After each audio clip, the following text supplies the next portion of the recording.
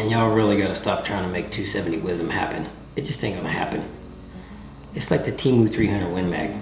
It just ain't there. Well, apparently today I chose violence. All right, welcome back to the shop, everybody. Thank you for joining me again today for a quick video on what I think the 6.5 PRC should have been to begin with. It's a missed opportunity, really.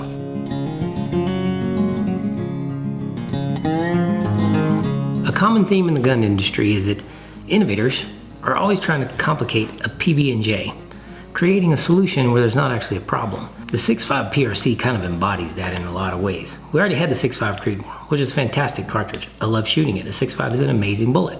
You can do a lot with it. Target, hunting, all that good stuff. Sniping, even the military's adopted in some sniper roles and stuff like that. So the 6.5 Creedmoor was already a fantastic round.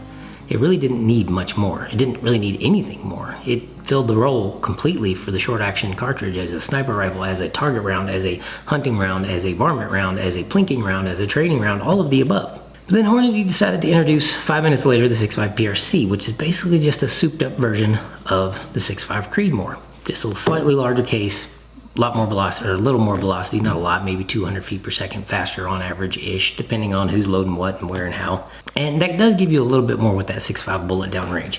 Little flatter trajectory, little easier shots out long range, all that good stuff. It just kind of improves upon, though, what the 6.5 Creedmoor already was doing really well. So it really doesn't give you a whole lot more than what the 6.5 Creedmoor is already capable of, especially when you neck it down or when you chop it down into a really short barrel gun, like an 18-inch or a 16-inch even bolt gun or whatever.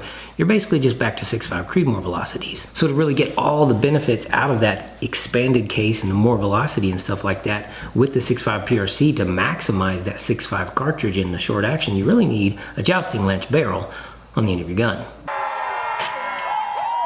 The same could be said of any cartridge. If you really want to get the most out of it, you need a really stinking long barrel. But that's not what most of us are about. We're not sitting on benches with jousting lances hanging out in front of our face. Something like this. I mean, who needs that on the end of your gun? And to get the most out of something like a 6.5 PRC, or even if you want to squeeze the most out of your 6.5 Creedmoor, you have to put it in a long barrel. But there was a better solution for the 6.5 PRC. Here it is. This is what the 6.5 PRC should have been from the beginning, and it would have nullified everything that came after the 6.5 PRC so far as what everybody's chasing with the ultra long range hunting rig, the 7mm. That's what the 6.5 PRC should have been to begin with. It should have been a 7mm.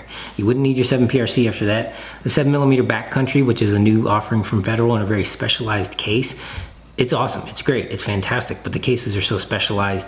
Whether or not that'll take hold in the industry long term and broad range for people in the long action, it is a long action cartridge. Who knows? Who knows how that's gonna go?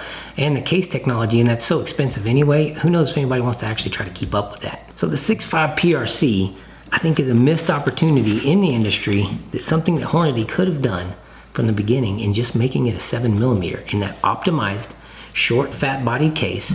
You'll have moderate recoil, you'll have moderate powder burn, you'll have super efficient powder stack and burn and ignition and all that good stuff, and you'll have pretty moderate velocities. You're looking at maybe 2,800 feet per second on average, 2,700 feet per second, and it doesn't sound like a whole lot when you compare that to something like the 6.5 Creedmoor, which you can push to about 2,700. If you've got a 7mm that you can only push to about 2,800, maybe 2,850, it doesn't sound like much. But here's where it gets interesting. The 7mm bullet has a larger diameter, yes, and it has more surface area for powder to engage with coming out of that 6.5 PRC case. It's actually going to be pushing a little bit faster than the 6.5 PRC actually is. So you'll have a slightly bigger bullet with higher sectional density and a much higher ballistic coefficient going a little bit faster than your 6.5. What's not to love about that? And to kind of prove the point, there's already a lot of F-class open guys that are actually necking the 6.5 PRC up to 7, calling it the 7-65 PRC or PRCW, something along those lines. And let's assume that in that cartridge, so 6.5 PRC, neck to 7mm, you built yourself a moderately barreled rifle, say 22-inch rifle, so kind of a standard for using a suppressor with and that kind of thing, something you could hunt with. You could also do F-class or bench rest or whatever if you wanted to with it, but you'd need a little bit more barrel if you want to get more burn out of it, obviously. But say you went with a 22-inch barrel and you can only get 2,875 feet per second out of a 180 grain 7mm projectile. What does that actually give you? over a 6.5 PRC? Well, at 1,000 yards, it gives you about a 7 mil drop. 6.5 PRC is coming about 8.5. Muzzle energy at 1,000 yards, you're looking at about 1,250 foot-pounds of muzzle energy at 1,000 yards. The 6.5 PRC is rocking maybe 900, close to that. And this thing's not subsonic until well past a mile. Well past a mile with the 7 millimeter. Versus the 6.5 PRC, which in these conditions for today, whatever, is going subsonic around about 1,500. Okay, that's a long ways. That's a lot further than most people will ever need to shoot.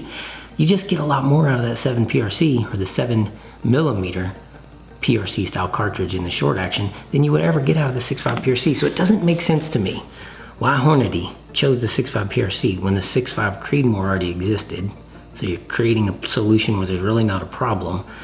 Yeah, it gives you a little bit more bang for the buck when you're talking about just hunting performance and stuff like that up close, say 500-600 yards. Getting there a little flatter, a little faster, a little bit more energy than 6.5 Creedmoor.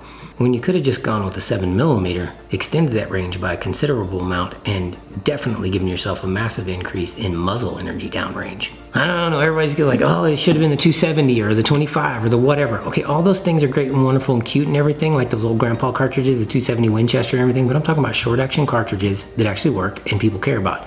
The 270 is just never gonna happen. Let's just let that one go. Just let it go. When you have options out there like a 7 millimeter, that it could actually work, and the F-class guys are actually proving that this 7 millimeter in the 6.5 PRC case necked up could work and does work and works really extremely well. Why would you not go that route? That's my big question for today.